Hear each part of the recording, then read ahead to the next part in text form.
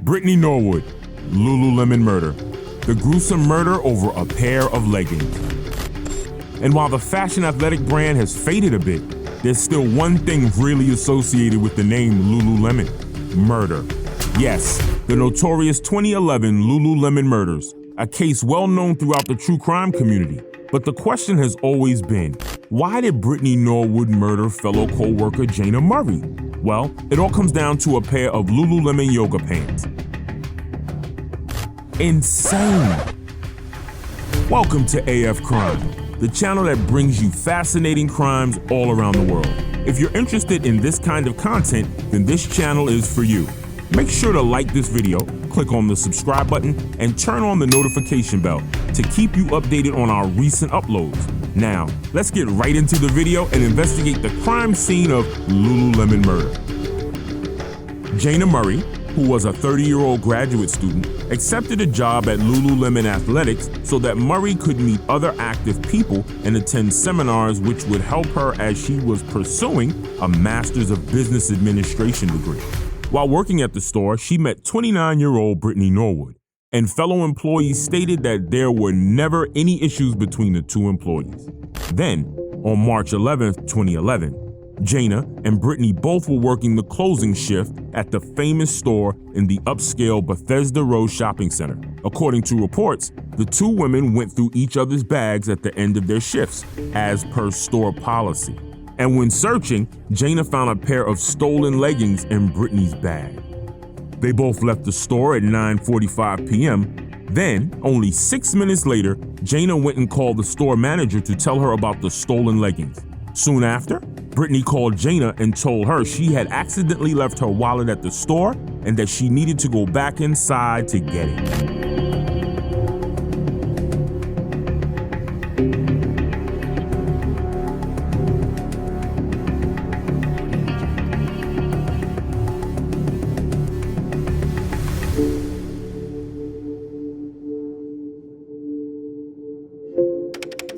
The store manager, Rachel, saw the door was already unlocked. This was a bit odd. However, Rachel assumed another store associate had come in earlier, or maybe someone had forgotten to lock up the night before. Rachel pushed the door open and stepped inside, only to stop in her tracks, as the store lights were already on, and from what the store manager could see, it looked as though the store had been robbed. The clothes and accessories were strewn across the floor, and the cabinets were open.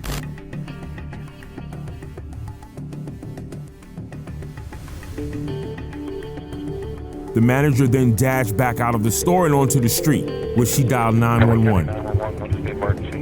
I'm opening up my Lululemon store, and the door was completely open, and I hear someone moaning in the back, and it looks like it's been vandalized, and I'm just really scared to go in. While outside, Rachel noticed another person was waiting beside the neighboring Apple store. She then explained to the man, named Ryan, about the moaning sound, and Rachel asked if he would go back inside the outlet with her. Ryan agreed and pushed his way through the distressed storefront. Then, after only a minute, Ryan yelled back to the front of the store and told Rachel to call the police again. 911, what is the emergency? Hi, yes, I just called 911 to come. There's two people. One person seems dead and the other person is breathing. The door was open this morning. I think one of my managers came in to open it. Someone tied her up. She's still breathing. Oh my God. The police arrived on the scene to discover Jayna lying face down in a pool of her own blood, along with Brittany, who was tied with zip ties in the store's bathroom. After freeing the seemingly shaken Brittany Norwood, investigators listened to her weird story of what had happened the night before.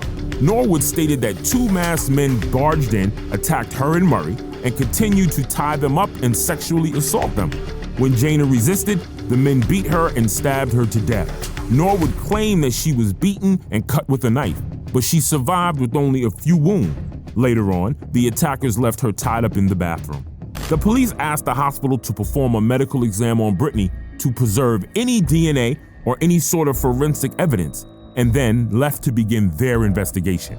Police, however, quickly saw through Norwood's story. Norwood had a habit of stealing things. She would steal something from her high school teammates and co-workers at Lululemon. All the employees were trying to get her fired from the Lululemon store at the time of the murders. It's hard to fire someone, and you must have an airtight case.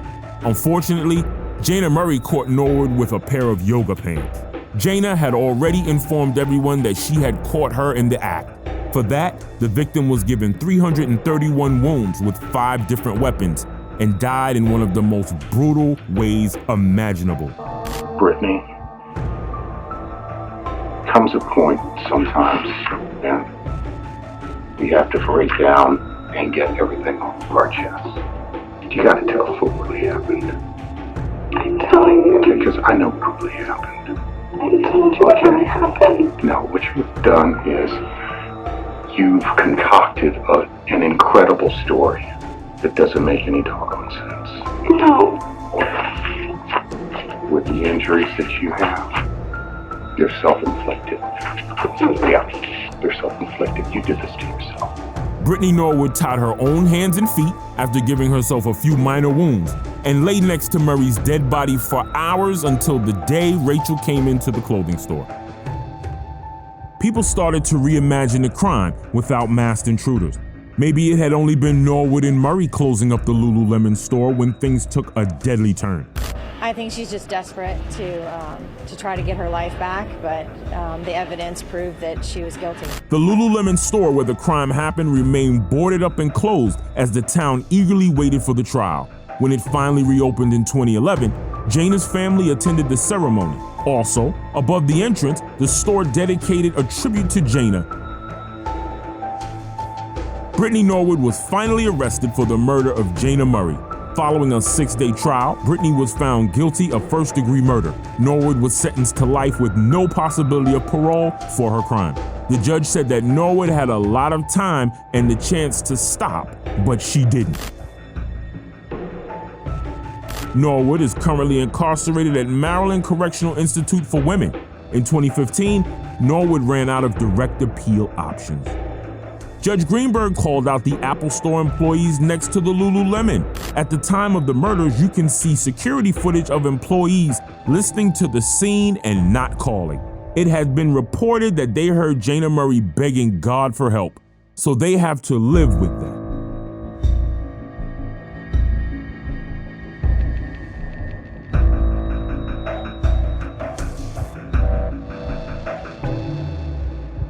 What are your thoughts on this? Let us know in the comment section below. If you liked today's video and found it interesting, then make sure to leave us a thumbs up and do not forget to subscribe to our channel, AF Crime, and click the bell icon to be always updated with the latest content as soon as it's uploaded. Thanks for watching. See you again soon in another crime-busting video.